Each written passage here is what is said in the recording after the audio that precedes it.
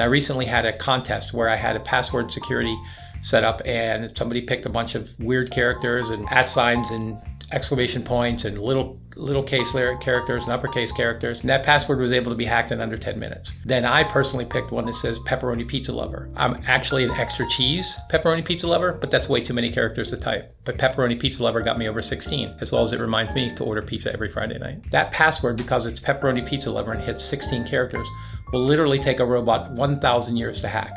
So if you want to have a password that's super secure, pick something like Mom Makes the Best Spaghetti.